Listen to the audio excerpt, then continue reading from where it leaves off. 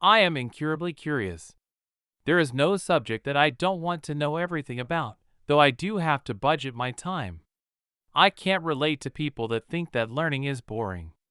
I listen to thinkers in a variety of subjects: math, physics, history, economics, music, computer science, and on and on. Even subjects that are low on my interest meter like biology and psychology, I still want to know it all. I just have to budget my time. That doesn't mean I'm equally gifted in every subject. I used to confuse some of my teammates in college. I could look up formulas and write algorithms and classes for all kinds of mathematical frameworks, but my math scores were not nearly as stellar as my computer science skills. More than once I was asked, "If you can't do it, why can you make a program that can?" Even as recently as a few years ago, when I finished up my associate's degree, I needed to add a math class, so I took statistics. Anyone that says the laws of mathematics are logical has never taken a statistics class. There are all kinds of things where the math says it will probably be that way, but it's not logical. For example, if there are 23 people in a classroom, chances are better than even that there are some birthday twins. I couldn't believe that the first time I ran the calculation. So you know what I did? I wrote a little program to randomly generate 23 numbers between 1 and 365, then tell me if there was a match or no match. I loaded the results into a spreadsheet and counted up the percentage. It turned out that my math was right. That was far from the only problem in my statistics class that I felt shouldn't work that way, but even back in high school, I had this kind of dubious relationship with math. In geometry, we were tasked with proving various theorems. One of them was the theorem that any triangle that has 2 points on a circle's diameter, and the third somewhere else on that circle, is a right triangle. I still feel like that shouldn't work, but the math checks out. From the time I stopped going to college at 20 until I was in my mid-30s, I avoided mathematics. I realized that I don't have the right intuitions for it. I'm not good at it.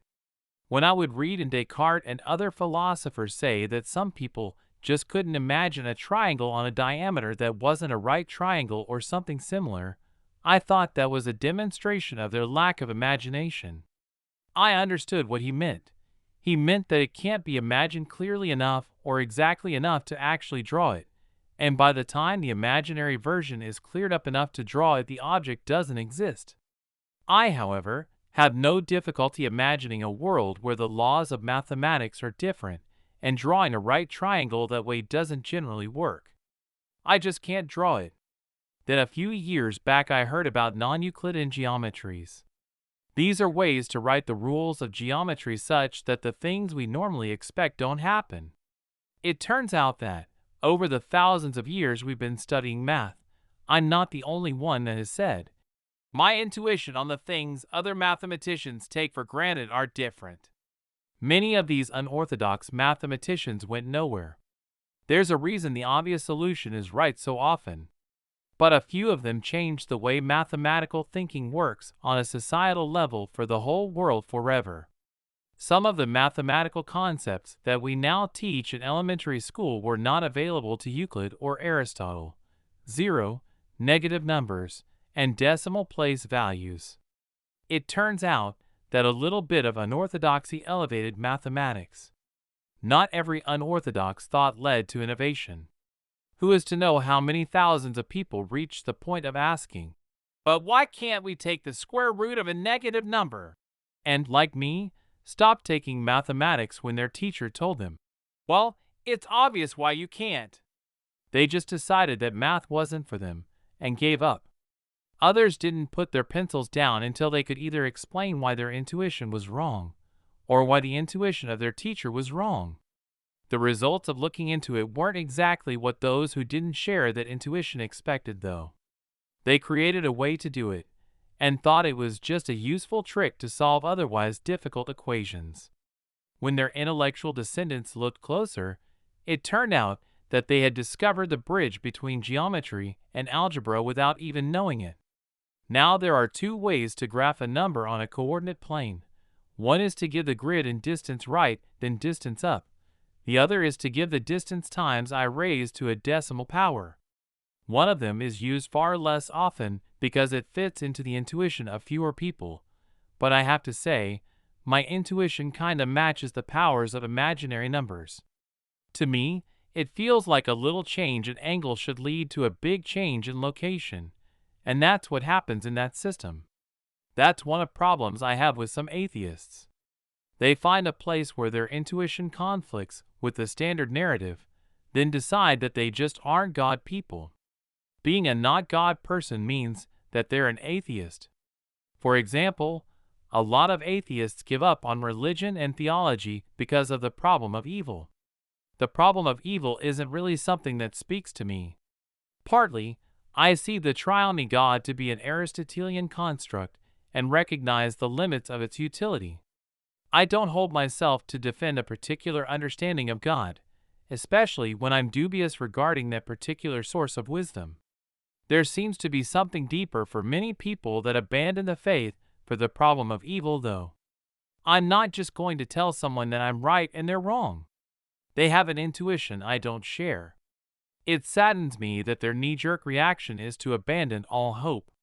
My knee-jerk reaction is simply to say, "Looks like to me like at best you found one of the limits on the utility of the triune formulation of God for real-world application."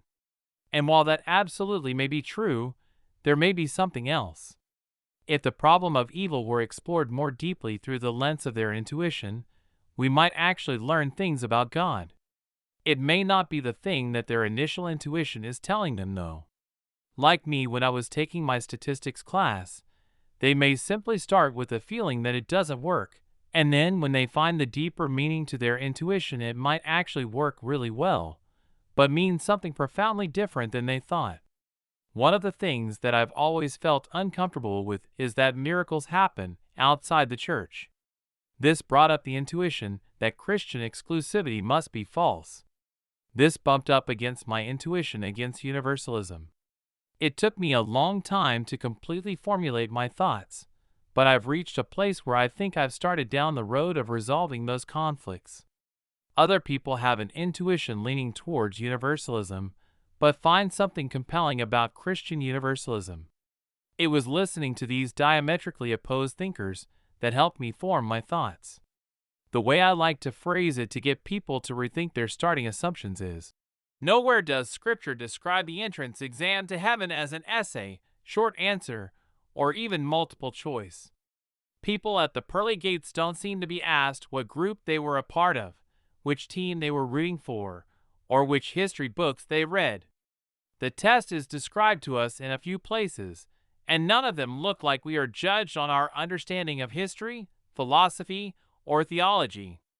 When faith is described in these places, it must be talking about something different than a collected set of historical, philosophical, or theological facts. From there, the conversation can begin. I would love to see more people that are currently going down the atheist road do what I did when my intuition about statistics didn't pan out, instead of going all the way to, "It must all be false." Learn why the experiences of those who publish in the field are true. That doesn't mean that they stop asking questions or stop pressing. They may have deep and important insights about God to share, but they may not be what their initial intuition suggests. A spoonful of humility could lead them to greatness. If you really think your objections hold up, keep pressing them until you can publish in a theological journal. Respond to pushback. Improve the study. Make the world better.